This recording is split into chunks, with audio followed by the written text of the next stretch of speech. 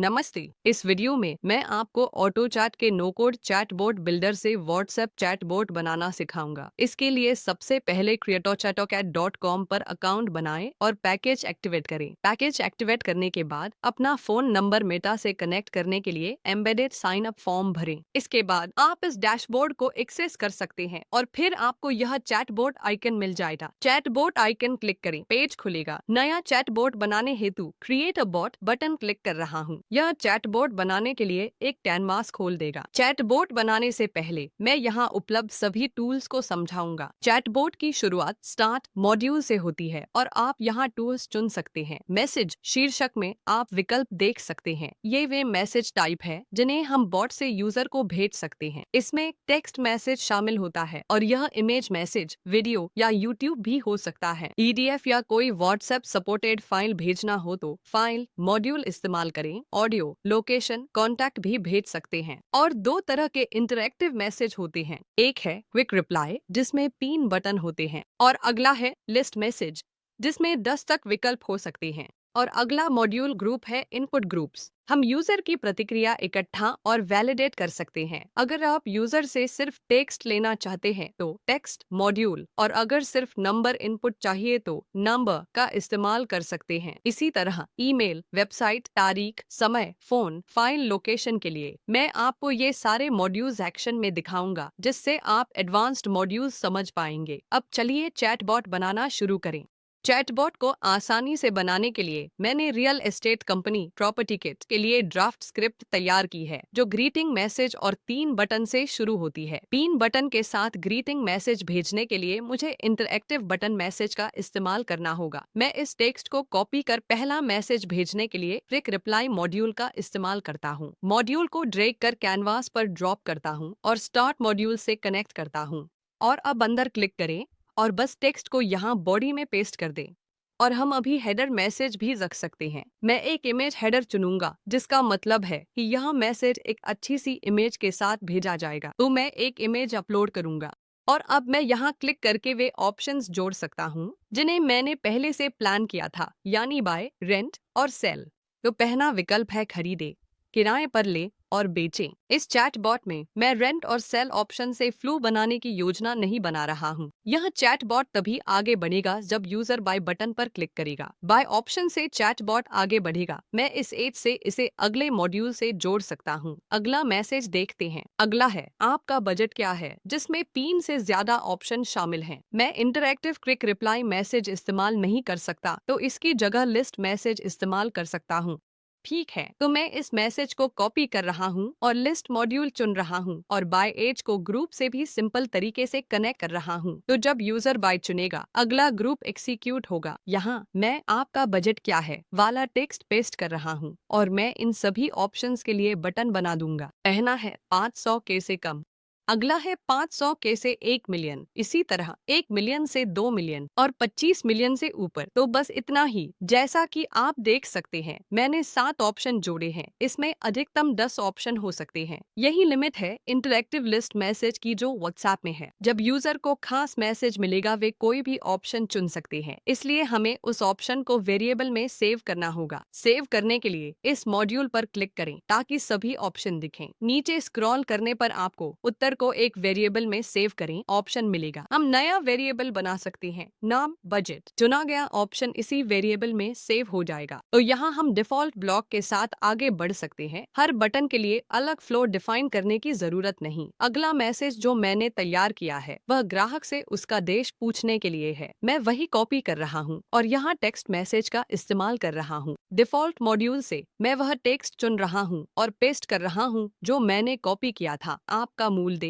और text module से आसानी से इनपुट ले सकता हूँ। वेरिएबल का नाम कंट्री रख सकता हूँ। यूजर का इनपुट वेरिएबल के रूप में सेव हो जाएगा। अगला सवाल है क्या मैं आपकी उम्र जान सकता हूँ? इसके लिए मैं टेक्स्ट मॉड्यूल का इस्तेमाल करूंगा। इस मामले में मैं यूजर से टेक्स्ट इनपुट नहीं ले सकता क्योंकि मुझे नंबर चाहिए। इसलिए मैं संख्या मॉड्यूल का उपयोग कर रहा हूँ और आयु को एक चर के रूप में एकत्रित कर रहा हूँ। तो यूजर का इनपुट एक वेरिएबल एज में सेव हो जाएगा। अगला सवाल है इस प्रॉपर्टी में आपकी रुचि किस प्रकार की है? कृपया एक विकल्प चुनें। इसमें दो विकल्प हैं, तो मैं फिर से क्विक रिप्लाई इस्तेमाल कर सकता हूँ और इन्वेस्टमेंट ऑन यूजर विकल्प जोड़ रहा हूँ।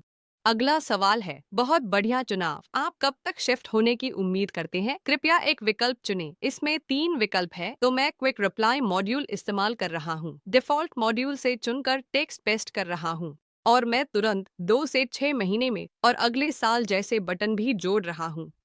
और अब मैंने एक स्टेप मिस कर दिया है कि मुझे इंटरेस्ट का नेचर एक वेरिएबल के रूप में कलेक्ट करना है। इसके लिए फिर से नेचर ऑफ इन्वेस्टमेंट को मैंने एक वेरिएबल के रूप में सेव किया है और अब प्लान किए गए मूव इन डेट के बाद मुझे यूजर से ईमेल आईडी कलेक्ट करनी है। तो यहाँ आप शायद अंदाजा लगा सकते हैं कि मैं क्या इस्तेमाल करने वाला हूँ। वो होगा सबसे पहले एक टेक्स्ट मैसेज जिससे मैं यूजर से सवाल पूछूंगा, फिर मैं ईमेल कलेक्ट करूंगा। इस केस में अगर यूजर ईमेल के अलावा कुछ और भेजे तो यह वैलिडेट करेगा और यूजर को मैसेज भेजेगा कि यह ईमेल नहीं है, आपको ईमेल भेजना चाहिए। तो मैं ईमेल को एक वेरिएबल के रूप में इस्तेमाल करूंगा। तो ईमेल वेरिएबल में कलेक्ट की जाएगी और आखिर में आखिरी मैसेज में धन्यवाद कहा जा रहा है और साथ ही यूजर को सारी दी गई जानकारी वापस भेजी जा रही है। साथ ही एक सूचना दी जा रही है कि प्रॉपर्टी कंसेंट लाइन में से कोई आपसे जल्द ही संपर्क करेगा।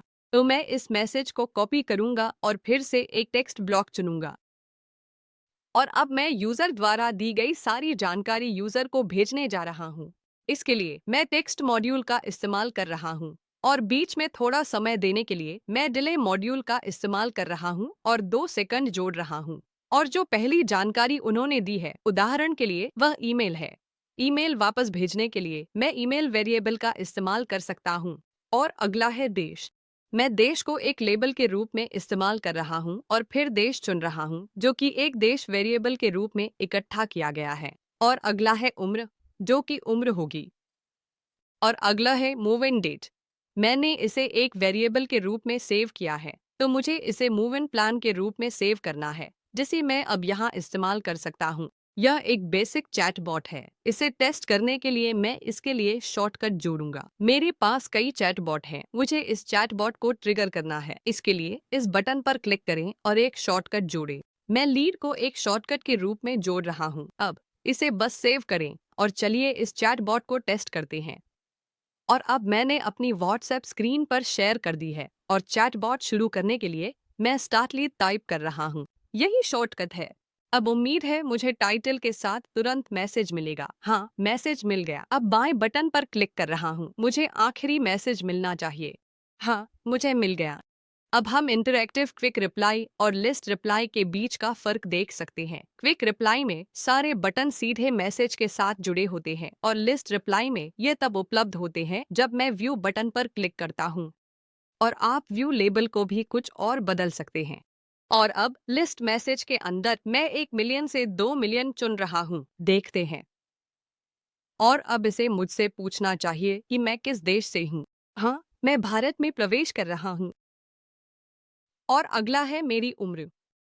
और अगला है निवेश का प्रकार। मैं चुन रहा हूँ, हाँ, यह विदेशी निवेश है। देखते हैं। और मैं प्लान कर रहा हूँ कि 3 से 6 महीने से भी कम समय में शिफ्ट हो जाऊँ। मैं अपनी ईमेल आईडी डाल रहा हूँ।